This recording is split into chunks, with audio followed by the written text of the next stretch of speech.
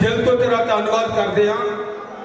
सारा आदर, सारी महिमा, सारा जलाल पिता जी असी तेरे बेटे यीशु के सामर्थी नाम को दिन्ने आ। बीते दिनों के अंदर प्रभु जी सानू बड़ी बड़ी ब्लैसिंग नाल प्रभु जी ब्लैसिंग दी, उसके लिए तेरा धन्यवाद करते हैं। और तेरी अगिरगियां बरकतां वफादारी मेहरबानियां भलाइयां भी असी दिल तो प्रभु जी सानू बड़ी बड़ी ब्लैसिंग नाल प्रभु जी ब्लैसिंग दी, उसके लिए तेरा धन्यवाद करते हैं। और तेरी अगिरगियां बरकतां वफादारी मेहरबानियां भलाइयां भी असी दिल तो शुक्रगुजार हां प्रभु जी, तेरा धन्यवाद करते हैं। अज दे शबाद बंदगी लई असी तेरी तारीफ करते हैं खुदा बाप जी। प्रभु जी शुरू तो लैके हुण तक तो अपने हत्थों में लैके चलाया, तेरा धन्यवाद करते हैं। हुण समा आ गया तेरे पाक कलाम नूं सुणाउंदा, वो जो तेरे प्रभु जी दास साडे विच पहुंच चुके ने उन्हां लई असीं तेरा धन्यवाद करते हैं। और प्रभु जी तेरे दास नूं, तेरे सेवक नूं, तेरे संत नूं असीं तेरे पाक हत्थां विच दे दिंदे हां। अपने संत नूं अग दा थंम, अग दे सोले ते अग दे जीवा बना के इस्तेमाल करो। अज दा वचन जो भी सुनाया जाए साडे शब्द दे लई और साडियां आत्मिक जिंदगियां विच उन्नति और तरक्की और आशीष का कारण बने। बंधन हर शैतानी ताकतां टुटण का कारण बने। जिन्हें लोग आज तेरी हुजूरी च आउण, सब लोग आज दे तेरे जूदे वचन दे अनुसार चंगे होके जान, बरकतां रिसीव करके जान और शांति और बरकतां रिसीव करना तेरी हुजूरी च प्रभु जी। तेरा धन्यवाद करते हैं। साडे शब्द होने च मदद कीते जाने सहायता करें। अस तेरे सेवक नूं तेरे जोरों रखाई दे दिंदे हां। अग दा थंम, अग दे सोले, अग दे जीवा और नवे काशां दे नाल अपने बेटे नूं सेवक नूं इस्तेमाल करो। यीशु मसीह दे वसीले आमीन आमीन हालेलुया। तो ताली बजा के से प्रभु का धन्यवाद करेंगे। सारे ताली बजा के फिर मैं कह देंगे बेनती करना वा जिन्हें मेरी आवाज में सुनने ने बिल्कुल तब कहा गया कि खाना का काम बिल्कुल बंद करके मेहरबानी करके अगे हो, क्योंकि असीं परमेश्वर के वचन का आदर करांगे ते परमेश्वर साडा की करेगा, साडा भी आदर करेगा। क्योंकि परमेश्वर के संत साडे विच मंच ते पहुंच चुके ने, असीं उन्हां नूं मैक देते नहीं जा रहे। तुसीं मेरी आवाज़ में सुन जाओ, जल्दी तो जल्दी अगे पहुंचने की कृपालता करो। आप सबको प्रभु यीशु मसीह के मीठे और पवित्र नाम में आज का दिन बहुत बहुत मुबारक हो। प्रभु आपको आशीष दे। ये शादी अभिषेक और सोनिया का हुआ है। सो सबसे पहले मैं हाथ उठाकर पिता, पुत्र, पवित्र आत्मा को इसके लिए धन्यवाद देता हूँ। आइए जोर से ताली बजाकर अपने प्रभु को सारा आदर देंगे। जोर से ताली बजाकर प्रभु की स्तुति करेंगे।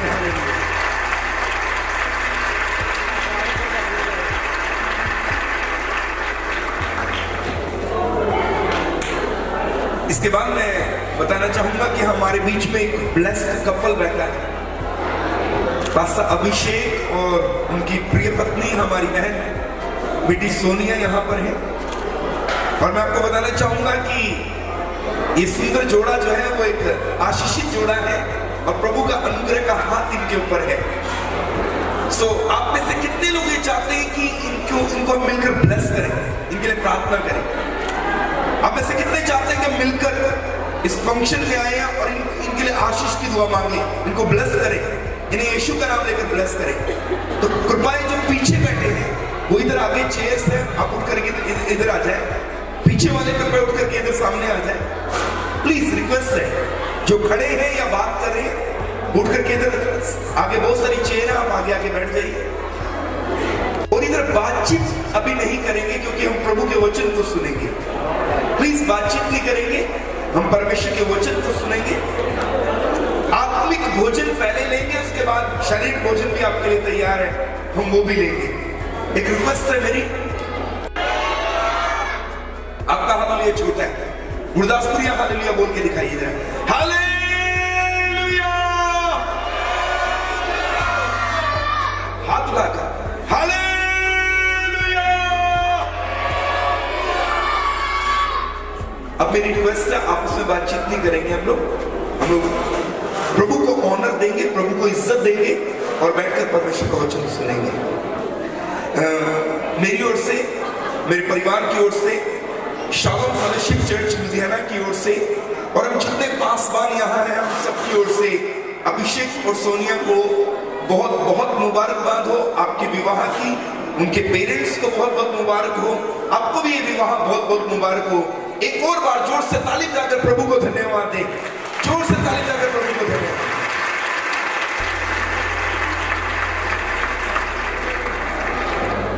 आइए हम परमेश्वर के वचन में से हिस्सा पढ़े बाइबल का। यूहन्ना रचित सुसमाचार उसका 2 अध्याय। मात्र 20 मिनट के लिए हम परमेश्वर की पवित्र वाणी में से मनन करेंगे, लेकिन मैं चाहूंगा कि बड़ी गंभीरता से बैठकर हम इस वचन को सुनें। यूहन्ना रचित सुसमाचार उसका 2 अध्याय और उसके 1 पद से लेकर 9 पद तक हम मिलकर पढ़ेंगे। फिर तीसरे दिन गलील के काना में किसी का विवाह था और यीशु की माता भी वहां थी। यीशु और उसके चेले भी उस विवाह में निमंत्रित थे। जब दाखरस घट गया तो यीशु की माता ने उससे कहा, उनके पास दाखरस नहीं रहा। यीशु ने उससे कहा, हे महिला, मुझे तुझसे क्या काम, अभी मेरा समय नहीं आया। उसकी माता ने सेवकों से कहा, जो कुछ वह तुमसे कहे वही करना। वहां यहूदियों के शुद्ध करने की रीति के अनुसार पत्थर के 6 मटके धरे थे, जिनमें 2-2, 3-3 मन समाता था। यीशु ने उनसे कहा, मटकों में पानी भर दो। उन्होंने उन्हें मुंह भर दिया। तब उसने उनसे कहा, अब निकाल कर भोज के प्रधान के पास ले जाओ। और वे ले गए। जब भोज के प्रधान ने वह पानी चखा जो दाखरस बन गया था और नहीं जानता था कि वह कहां से आया है, परंतु जिन सेवकों ने पानी निकाला था वे जानते थे। तो भोज के प्रधान ने दूल्हे को बुलाकर उससे कहा, हर एक मनुष्य पहले अच्छा दाखरस देता है और जब लोग पीकर छक जाते हैं तब मध्यम देता है, परंतु तूने अच्छा दाखरस अब तक रख छोड़ा है। यीशु ने गलील के काना में अपना ये पहला चिन्ह दिखाकर अपनी महिमा प्रकट की और उसके चेलों ने उस पर विश्वास किया। ये प्रभु का पवित्र वचन है और प्रभु के पवित्र वचन के पढ़े और सुने जाने के ऊपर प्रभु की आशीष हो। कोई कहे आमीन। एक सवाल पूछना चाहता हूं मैं,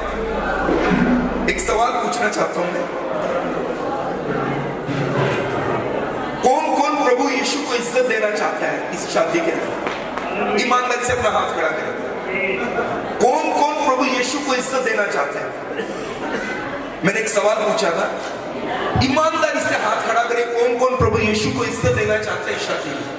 अपना हाथ ऊंचा दिखाएं। तो फिर एक काम करें, बातचीत करना बंद करें, आपसे बातें करना बंद करें, क्योंकि जब प्रभु अपने वचन से आपसे बोल रहा है और आप अपनी बात करेंगे तो ये प्रभु की इज्जत नहीं है।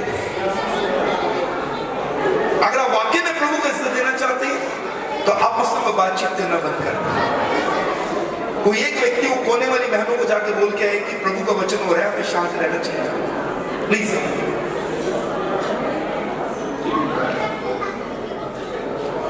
मेरे प्रियो, यूहन्ना की इंजील उसके 2 अध्याय में एक परिवार है जिस परिवार में एक विवाह है और बाइबल इस प्रकार से कहती है कि यहूदियों का जो विवाह था, शादी जो थी वो 1 सप्ताह तक चलती थी, 1 वीक तक चलती थी।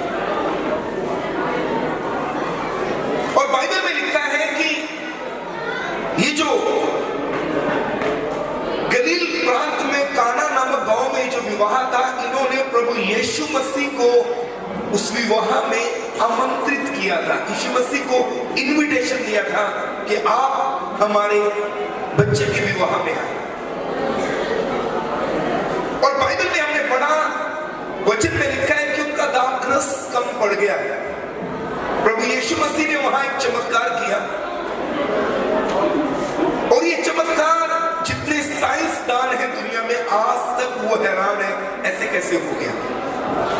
प्रभु यीशु मसीह ने वहां के सेवकों को कहा, मटकों में पानी भर दो। और बाइबल में लिखा है वहां यहूदियों के शुद्ध करने की रीति के अनुसार पत्थर के 6 मटके धरे थे, 2-2, 3-3 मन उनमें आता था। उन्होंने पानी भरा बिना किसी फॉर्मेशन के, बिना किसी मिलावट के, बिना कोई चीज बीच में डाले। यीशु ने कहा पानी भरो और अब निकालो। वो पानी का टेस्ट बदल गया, उसके अंदर कुछ नहीं किया गया, कोई चीनी नहीं डाली गई, उसमें कोई मीठा नहीं ऐड किया गया, उसमें कोई कलर नहीं ऐड किया गया, कुछ भी उसमें शामिल नहीं किया। और ये अपने आप में साइंसदान जब से यीशु ने चमत्कार किया उसके बाद से विज्ञानवान लोग, बुद्धिमान लोग आज तक खोज कर रहे हैं कि ऐसा कैसे हो गया। ये चमत्कार अपने आप में एक अद्भुत चमत्कार था।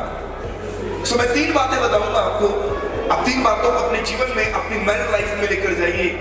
यहां चमत्कार हुआ, वहां एक बार चमत्कार हुआ, फिर वहां में आपके जीवन में हर रोज चमत्कार होगा और आप प्रभु की महिमा को देखेंगे। महत्वपूर्ण बता के आपके साथ आगे बढ़ना चाहूंगा।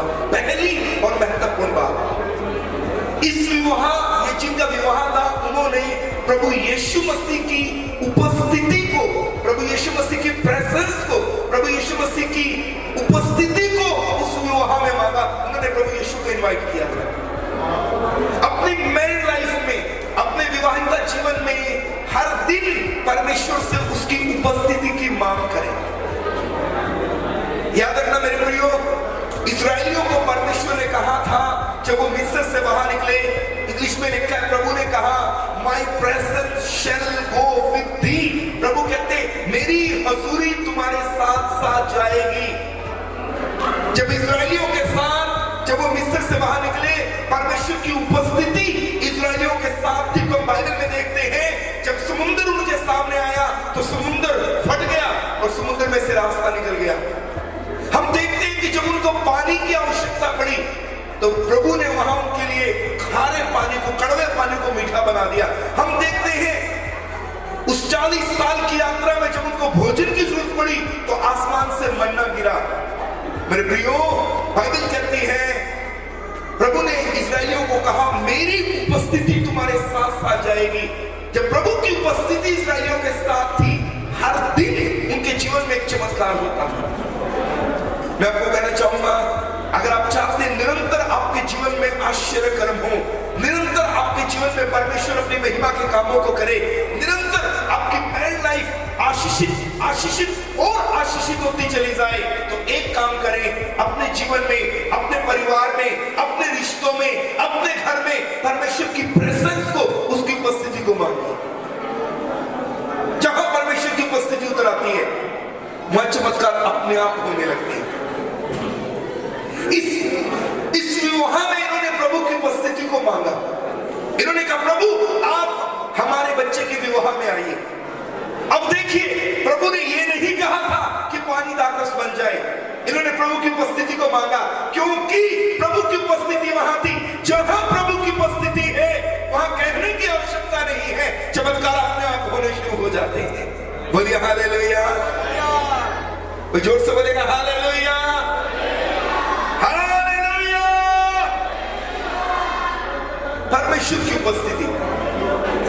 मेरे प्रियो, हम पवित्र शास्त्र बाइबल में इस प्रकार से देखते हैं, इस विवाह में प्रभु की उपस्थिति थी, उनकी घटती बढ़ती में बदल गई। जब परमेश्वर की उपस्थिति आपके जीवन में होगी, हो सकता है जीवन में कभी कोई जरूरत पैदा हो, लेकिन याद रखना, अगर परमेश्वर की उपस्थिति है, परमेश्वर की उपस्थिति आपकी घटियों को, आपकी कमियों को, आपकी आवश्यकताओं को, आपकी थुड़ को वादे में यानी बढ़ोतरी में, आपकी घटी को आपकी परिपूर्णता में बदलती रहेगी। सो पहला सिद्धांत, एक ब्लेस्ड मैरिड लाइफ का पहला सिद्धांत है, परमेश्वर की उपस्थिति को अपने संग लेकर चले। हर रोज परमेश्वर से कि परमेश्वर हमें आपकी उपस्थिति चाहिए। मूसा ने कहा था प्रभु अगर आप अपनी उपस्थिति के द्वारा हमारे साथ चलने का वायदा ना करें, एक कदम भी हम आगे नहीं बढ़ेंगे। हमारी बाइबल में परमेश्वर के पवित्र वचन में सबोपदेश की किताब, एक किताब है, उसका नाम है सबोपदेश की किताब, और हमारी बाइबल इस प्रकार से कहती है, उसके 4 अध्याय और 12 पद में लिखा है, यदि कोई अकेले पर प्रबल हो तो हो, परंतु 2 उसका सामना कर सकेंगे। जो डोरी 3 धागों से मिलकर बनी है वो जल्दी नहीं टूटती। कोई अकेले पर प्रबल हो तो हो, परंतु 2 उसका सामना कर सकेंगे। जो डोरी 3 धागे से मिलकर बनी है वह जल्दी नहीं टूटती। मैं आपको कहना चाहूंगा ये 3 धागे कौन है? पत्नी और परमेश्वर। जिस रिश्ते में परमेश्वर है वो रिश्ता कभी कमजोर नहीं होता। जिस रिश्ते में प्रभु बना रहता है वो रिश्ता कभी पुराना नहीं होता। अपने विवाहित जीवन में परमेश्वर की उपस्थिति को संग रखें। अगर आप चाहते हैं कि आपका पारिवारिक जीवन निरंतर आशीषित होता रहे, आपके बच्चे आशीषित होते रहे, आपका घराना आशीषित होता रहे, यहाँ लिखा है जो डोरी 3 धागे से मिलकर बनी है वो जल्दी नहीं टूटती। 3 धागे का अर्थ है पति, पत्नी और परमेश्वर। अगर प्रभु आपके रिश्ते में लगातार है, प्रभु की उपस्थिति आपके रिश्तों के अंदर लगातार है, प्रभु आपके रिश्तों में मध्यस्थ है, आपके रिश्ते कभी टूटेंगे नहीं, आपके रिश्ते कभी कमजोर नहीं पड़ेंगे। दूसरी और महत्वपूर्ण बात मेरे प्रियो, पहली बात परमेश्वर की उपस्थिति की मांग करें। जहां परमेश्वर की उपस्थिति है वहां महिमा की बातें अपने आप प्रकट होती हैं। दूसरी और महत्वपूर्ण बात मैं बोलना चाहूंगा यहां पर, यीशु ने कहा वहां लिखा है यहूदियों के शुद्ध करने की रीति के अनुसार पत्थर के 6 मटके धरे थे। तो वहां यहूदियों के शुद्ध करने की रीति के अनुसार पत्थर के 6 मटके धरे थे जिनमें 2-2, 3-3 मन समाता था। यहूदियों का शुद्ध करने का रीति क्या है? बाइबल में इस प्रकार से लिखा है कि जब यहूदी लोग अपने घर में बाजार से या किसी रिश्तेदार के घर से या पड़ोसी के घर से भी अपने घर वापस लौटते थे तो यहूदी उनके घरों के बाहर वाली साइड में आंगन में पानी, मटकों में पानी रखा होता था। यहूदी उस पानी से अपने मुंह, हाथ और पांव धोकर घर के अंदर आते थे। इसको शुद्ध करने की रीति के अनुसार बोलते हैं। घर आते थे किसी दूसरे शहर में, किसी बाजार में जाकर जो अपने घर वापस लौट कर आते थे, उन मटकों से रीति के अनुसार शुद्ध करने के लिए पत्थर के 6 मटके धरे थे और खास बात वो खाली थे। प्रभु यीशु मसीह ने कहा उन मटकों को पानी से भर दो। प्रभु यीशु मसीह ने कहा उन मटकों को पानी से भर दो। याद रखना मेरे प्रियो, जब चेलों ने, उस घर के सेवकों ने, यीशु मसीह के चेलों ने नहीं, जो वहां सर्वेंट थे, जो नौकर थे उस घर के अंदर, जब उस घर के उन सर्वेंट्स ने उन मटकों को पानी से भरा तो बाइबल कहती है वो दाखरस बन गया। बाद में जब यीशु ने कहा निकाल कर आओ तो वो दाखरस बन गया। सुनना, बड़े महत्वपूर्ण बात आपके काम आएगी। बात हमारी बाइबल में पहला राजा की किताब में एक स्त्री का जिक्र है। बाइबल में लिखा है कि एलिया उसके पास गया और उस स्त्री, वो सारपत नगर की स्त्री है, एलिया उसके पास गया, वो विधवा है और बाइबल में इस प्रकार से लिखा है एलिया ने उस स्त्री से कहा मेरे लिए पानी का गिलास लेकर आ। वो पानी लेने गई, एलिया ने आवाज मारी 1 रोटी भी ले आना। वो बिना पानी लिए वापिस आ गई। उसने एलिया को कहा मेरे पास 1 मुट्ठी आटा है, मैं लकड़ी बीन रही हूं ताकि हम एक रोटी बनाए, मैं और मेरा बच्चा खाए और मर जाए क्योंकि इसके बाद वो रोटी नहीं है। एलिया ने कहा जिस परमेश्वर के सन्मुख में रहता हूं, प्रभु कहता है तू रोटी मेरे लिए बना के लेके आ और जब तक यह काल रहेगा ना तो तेरी कुप्पी का तेल खत्म होगा और ना उस घड़े का मैदा यानी आटा खत्म होगा। वो स्त्री गई, अब ध्यान से सुनना, वो स्त्री गई, उसने रोटी बनाई, पानी लिया, एलिया के पास लाई, 3.5 साल अकाल पड़ा। बाइबल में लिखा है उस स्त्री का, वो स्त्री और उसका पूरा घराना अकाल के बीच में 1 दिन भी भूखे पेट नहीं सोए, 1 दिन भी भूखे पेट नहीं सोए। मेरे प्रियो, वो उस आटे, उस घड़े का आटा, उसका मैदा कभी खत्म नहीं हुआ, उसकी कुप्पी का तेल कभी खत्म नहीं हुआ। लेकिन एक महत्वपूर्ण बात आपको बोलना चाहूंगा, 1 मुट्ठी आटा घड़े में से निकालने के लिए घड़े को उल्टा करना पड़ता है। याद रखना, जब आप अपने जीवन को खाली करेंगे तब प्रभु भरेगा। यीशु ने कहा था खाली मटकों को भर दो। एक मैरिड लाइफ के अंदर, एक शादीशुदा जिंदगी के अंदर बहुत बार ऐसे हालात आते हैं। हम जितने शादीशुदा बैठे हैं हम सब जानते हैं, एक शादीशुदा जिंदगी में बहुत बार ऐसे हालात आते हैं, घर में कुछ ऊंच और नीच की बातें हो जाती हैं, थोड़ा ऊपर नीचे हो जाता है। लेकिन अगर वो सारी बातें हम अपने दिल में भर के रखेंगे तो प्रभु कभी हमारे जीवन में चमत्कार नहीं करेगा। अगर आप चमत्कार देखना चाहते हैं, खाली मटकों को भरा गया तो चमत्कार हुआ। अपने दिलों को साफ रखें, सूरज छुपने से पहले तुम्हारा गुस्सा खत्म हो जाए। अगर कोई बात हो भी गई उसको तुरंत खत्म करें और आप उसमें प्यार से रहें। जब आपके दिल खाली होंगे तब प्रभु आपके जीवन को, आपके घर को, आपके परिवार को बरकतों से भरता जाएगा, चमत्कारों से भरता जाएगा, चमत्कारों की लाइन लग जाएगी और किसी चीज की घटी नहीं होने पाएगी। खाली मटकों को पानी से भरो, अपने आप को हमेशा खाली रखो। किसी के प्रति कोई गुस्सा आपके मन में नहीं होना चाहिए, किसी के प्रति कोई द्वेष आपके मन में नहीं होना चाहिए, किसी के प्रति कोई कड़वाहट आपके मन में नहीं होना चाहिए। घरों में बहुत सी बातें हो जाती हैं, लेकिन बाइबल कहती है उन सारी बातों को प्रतिदिन अपने हृदय से साफ करें, खाली करें अपने आप को।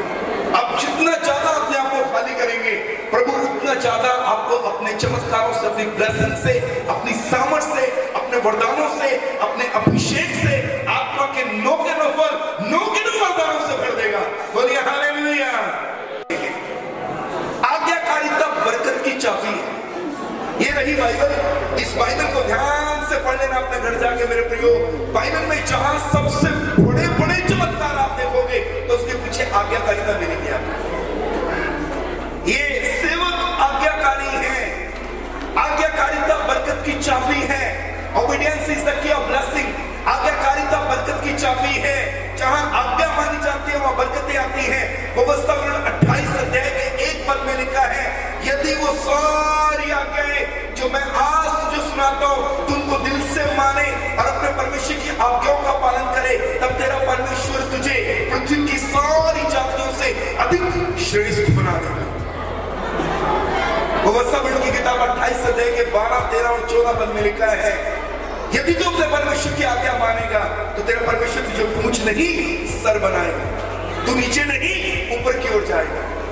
प्रभु यीशु मसीह ने नए नियम में कहा, अगर तुम मुझसे प्रेम करते हो तो मेरी आज्ञाओं का पालन करो।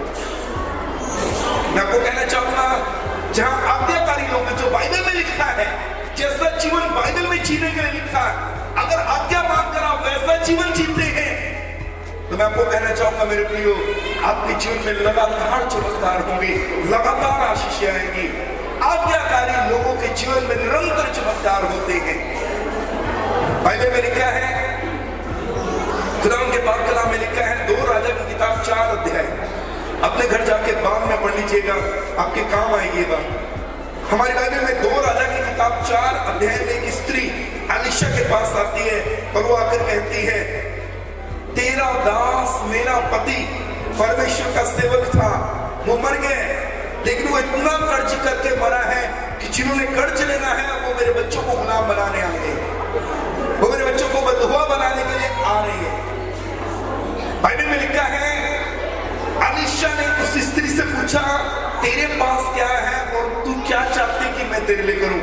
उसने कहा, मेरे पास एक कुप्पी तेल को छोड़कर, एक अनुवाद में हांडी लिखा है, एक हांडी, एक कुप्पी तेल को छोड़कर मेरे पास कुछ नहीं।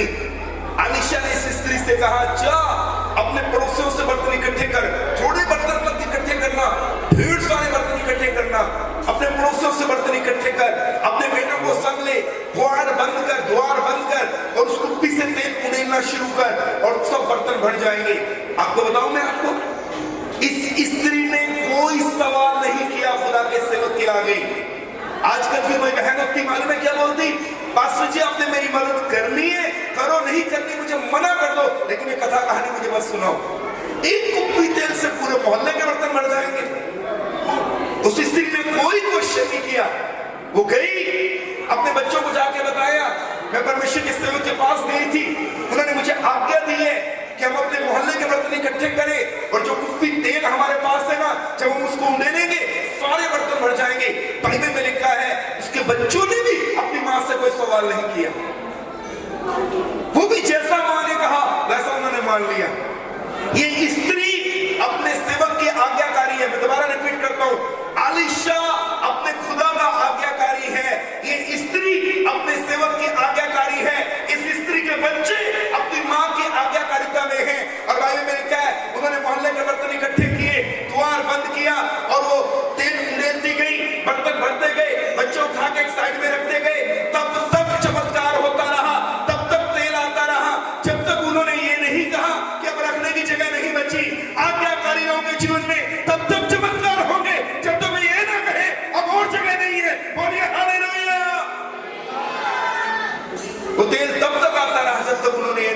आगे बढ़ने की जगह नहीं बची। आज्ञाकारी प्रभु के बेटे बेटियों के जीवन में लगातार चमत्कार होते हैं।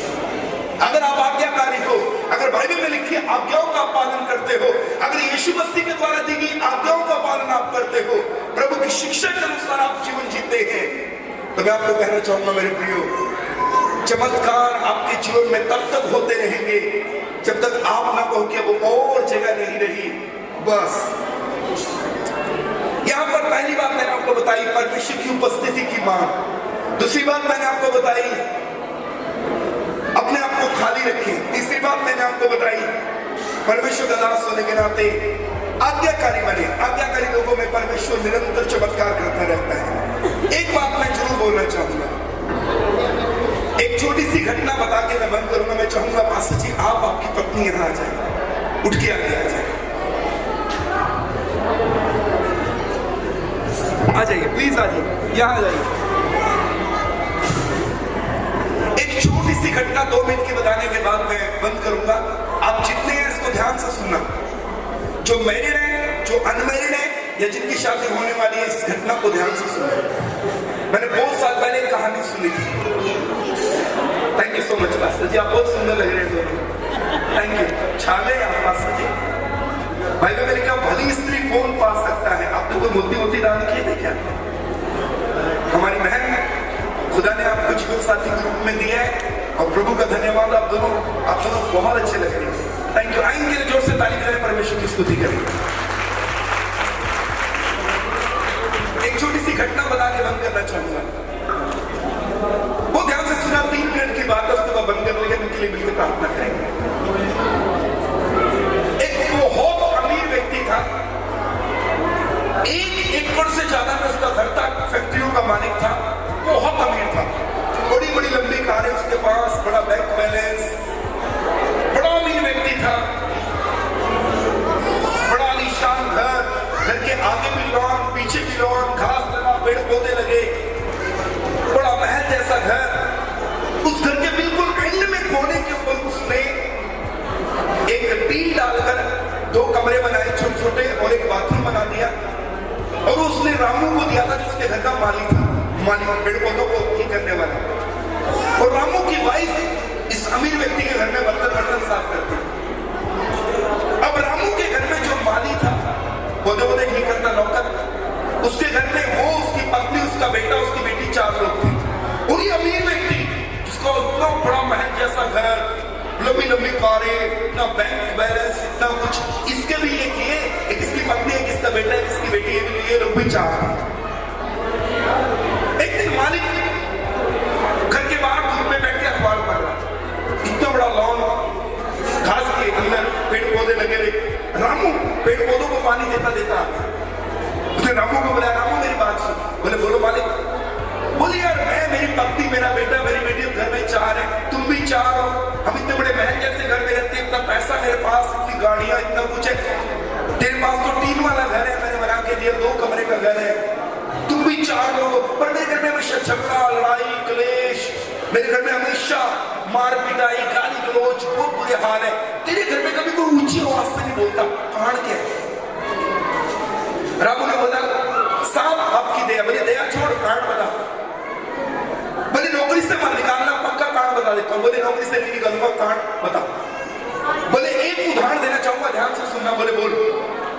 बोले साहब आप बीमार पड़े हो, अपने दीवान बेड के ऊपर लेटे हो, आपने अपनी बेटी को कहा मुझे 1 गिलास पानी का और एक दवाई ला के दे दे। आपकी बेटी गई, दवाई लेकर आई, पानी लेकर आई, आपने दवाई खाई, गिलास सामने रख दिया टेबल के ऊपर। आपका बेटा बाहर से आया, फुटबॉल खेलता हुआ, खूब मारी फुटबॉल, नीचे गिरा, गिलास टूट गया। आपकी पत्नी किचन से आके कहती है गिलास किसने तोड़ा? तो सबसे पहले आप बोलते हो कि हमारी लड़की को बिल्कुल अकल नहीं है, सारा दिन टीवी देखती रहती है, घर के अंदर बैठी हुई। 1 गिलास पानी का देने आई थी, गिलास भी वापस लेके गई किचन में। पानी पिलाने के बाद किचन में गिलास वापस लेके जाती, कितना अच्छा होता। सारा दिन टीवी देखती रहती है, बिल्कुल माँ बाप की केयर नहीं करती। आप अपनी बेटी के ऊपर इल्जाम लगाते हो। आपकी बेटी कमरे में से आती है, बुड़बुड़ाती, आपके बेटे का कान पकड़ के घुमा के लगा के बोलती है, बोलता क्यों नहीं रे, तूने गिलास तोड़ा। हम बेटियां बेगानी होती हैं, इसलिए बेटियों को सब बोलते रहते हैं, बेटों को प्यार करते हो। और जैसे ही आपकी बेटी ने आपके बेटे के कान पे लगाया, वो जोर से रोया, आपकी पत्नी ने बेटी पे हाथ उठा दिया, आपको गुस्सा आया, आपने अपनी पत्नी को पीट दिया,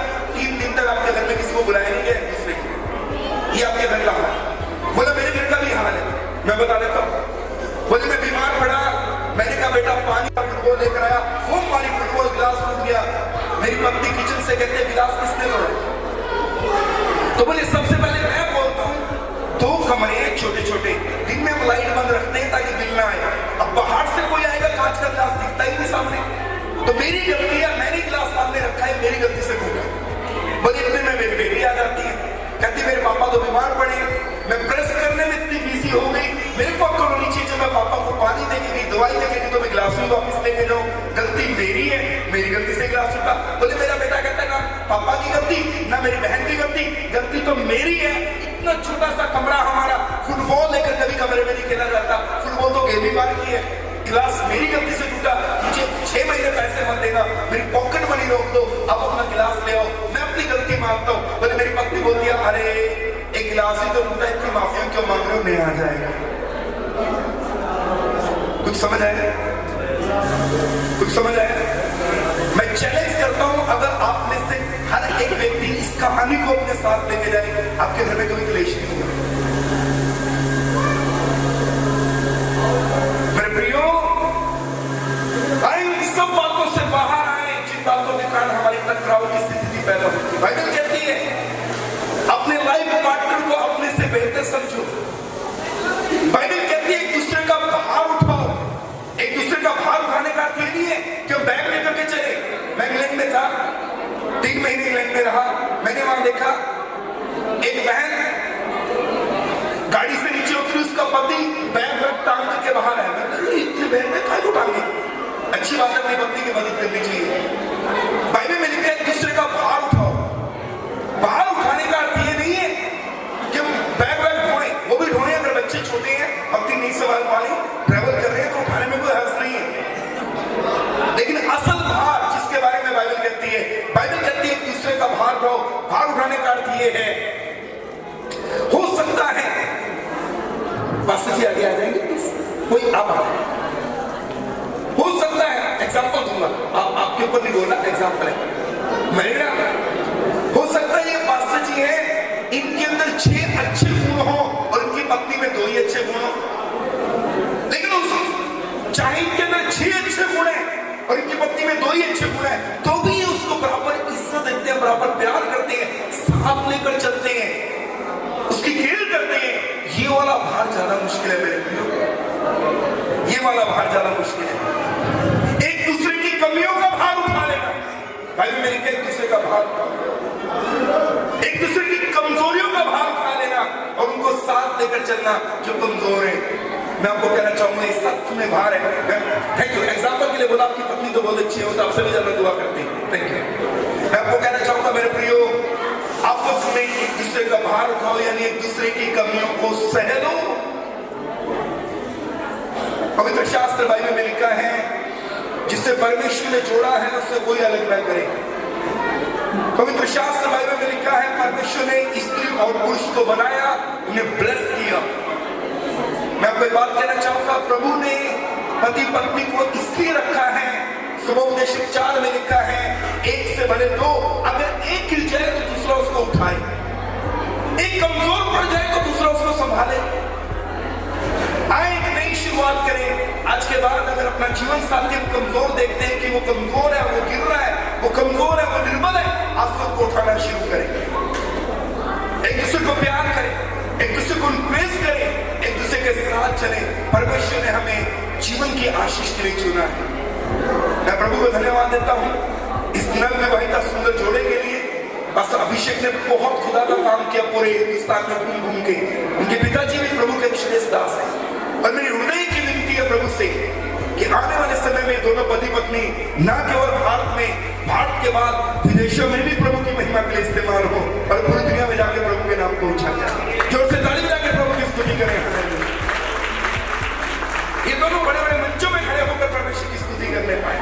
हमारे दिल की दुआएं आए, हम मिलकर इनके लिए प्रार्थना करें, इन बच्चों को अपने साथ लेके जाएं और निरंतर आशीषित रहें। जितने भी सेवक हैं वो इन बच्चों के पास आ जाए, तमाम पासवान बच्चों के पास आ जाए, प्लीज इकट्ठे आ जाए, बच्चों के पास आ जाए, लेफ्ट राइट साइड में आ जाए, बच्चों के ऊपर हाथ रख लें।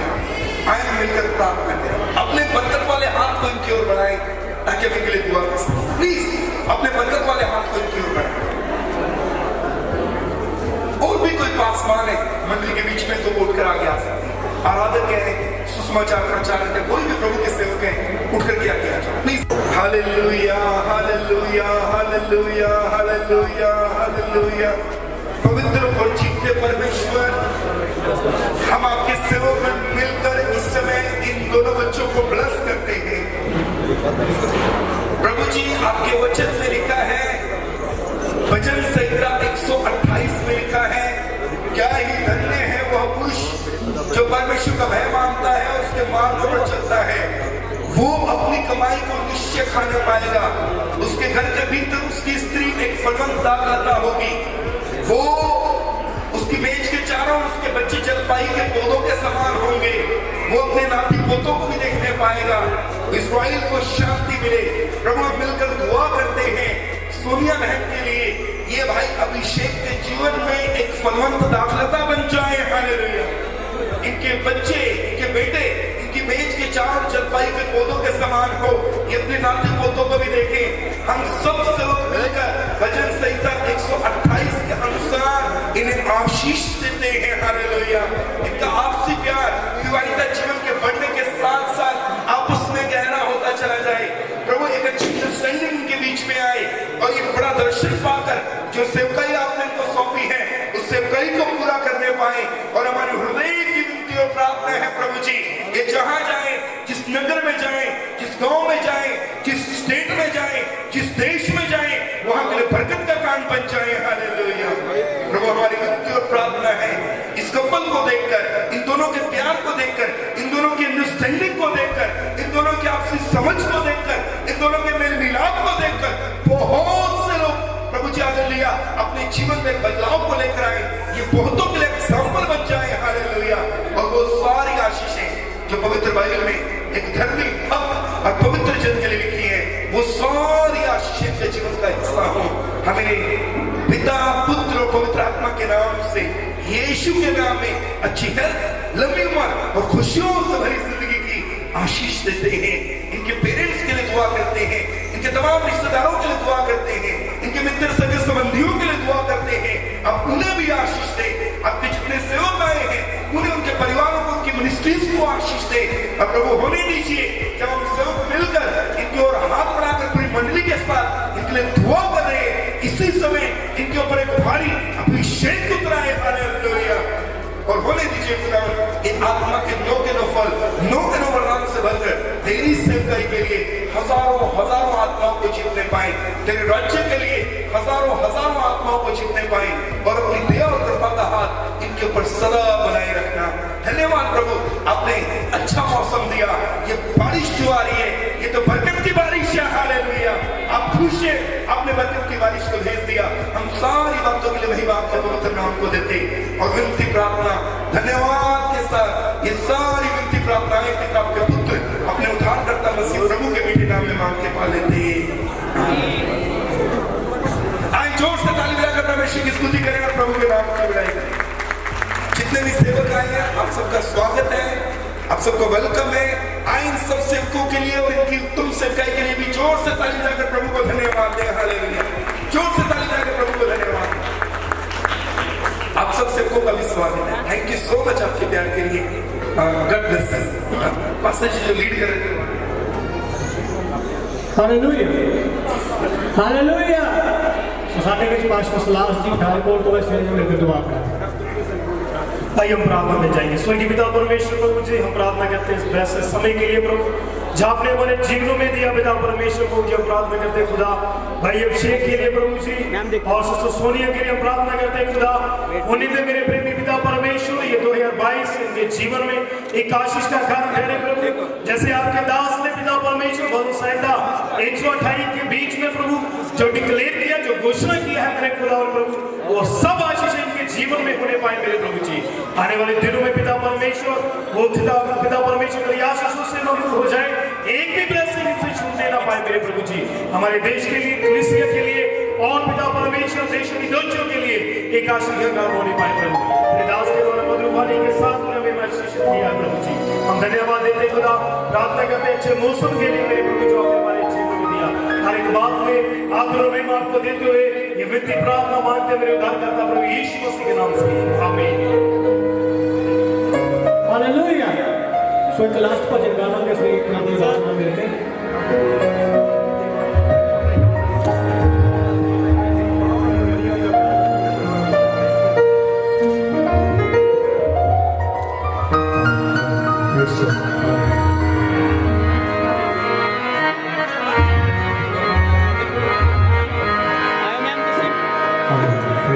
Thank you, Jesus. Hallelujah. Hallelujah. Praise the Lord. Thank you, Jesus. Hallelujah.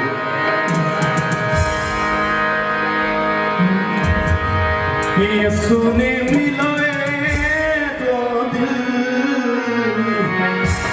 सदा ही मिले रहे, तो दिल सदा ही मिले रहे।